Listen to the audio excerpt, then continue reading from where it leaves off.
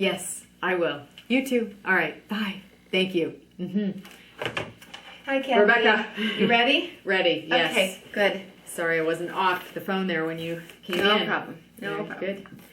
Good. Okay. We are here for developmental coaching. Yes. Specific to your most recent mystery shop report. Got it. Yes, and there was a lot to smile about there. So, before we get started, though, anything else you would like to add? No, just remember I've got to leave about 5 minutes early today. Is that okay? Yes, yes, Great. we talked That's about it. that. So, I do appreciate the reminder. That Okay.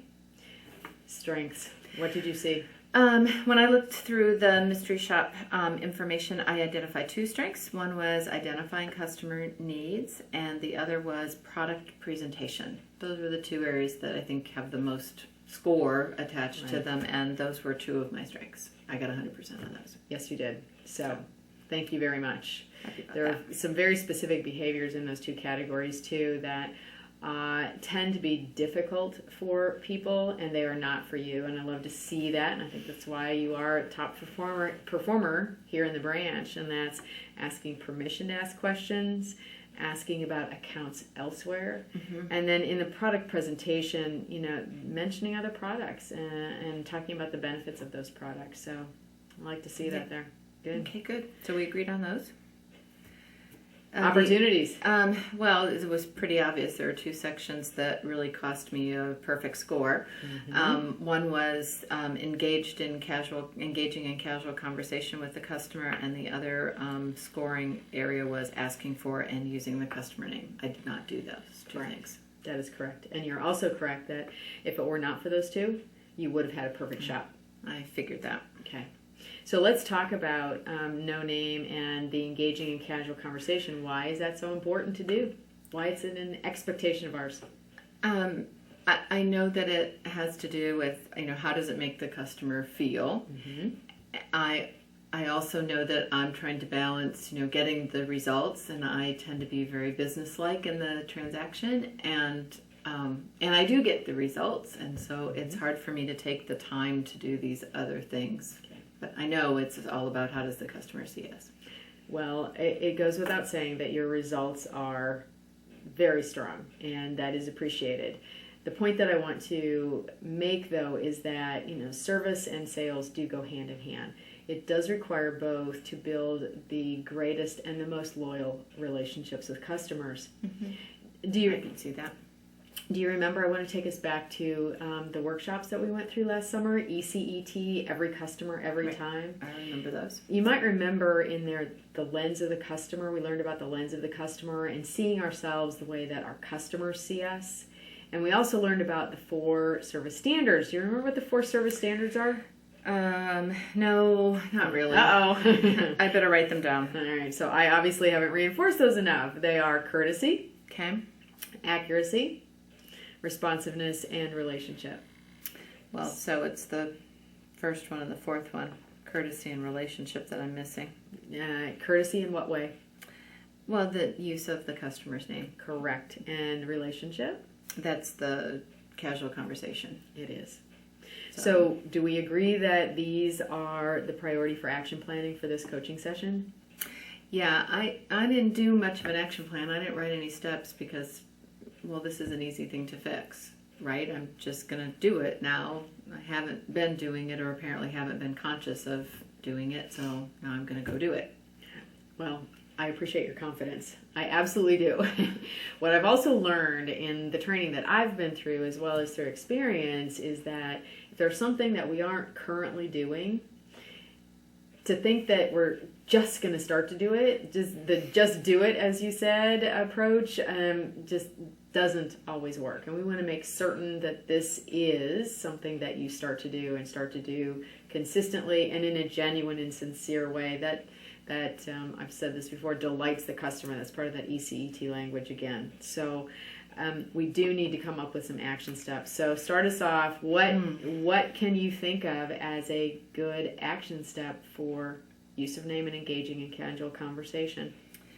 Well, I mean, one of the things that it seems to me, if I'm so confident that I can just go do it, I probably ought to have you check to be sure that I actually am.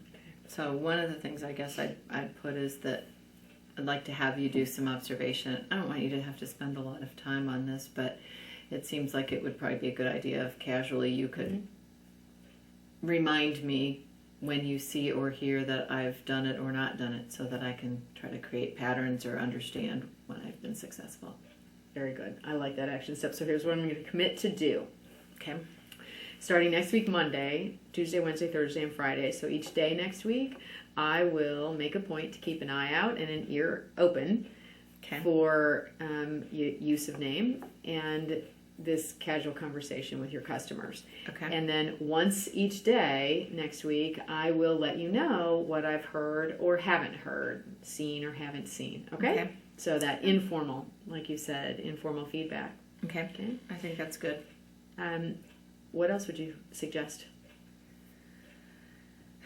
Well, I think the use of the name I don't think will be terribly hard for me to remember, but how do you prepare to have a casual conversation with somebody? I don't know how I can really create an action step around that. How do I prepare to do that when I don't know who it is?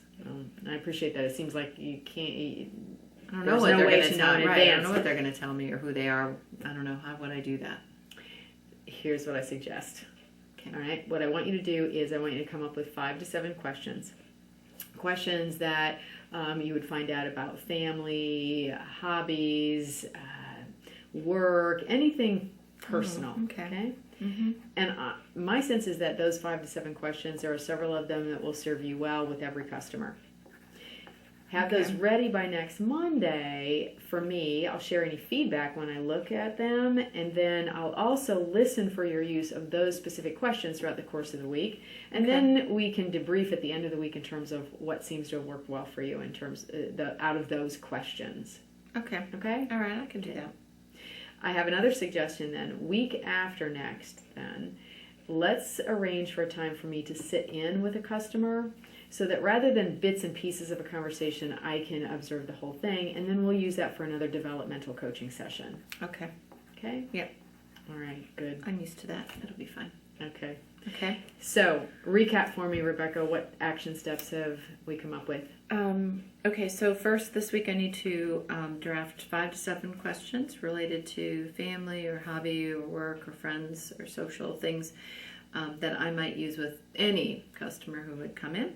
And then second, I need to review those with you. Mm-hmm. And then Monday through Friday next week, just informally, you will observe and give me some feedback at least one time each day related to my use of name with the customer and the use of those questions. Good. And then the week after, you're going to actually sit in on a full conversation with one of our customers and listen to make sure I'm doing those 2 things. And I agree with you that that's all it's going to take in order to master these 2. And next time, and get a perfect score. A perfect shot. That would be good. All right. A copy of the action plan before end of day. Oh, you bet. Got it. Okay. Good. Thanks, All right. Kathy. Thank you. Bye-bye. Have a good rest of the day. Thanks. Okay.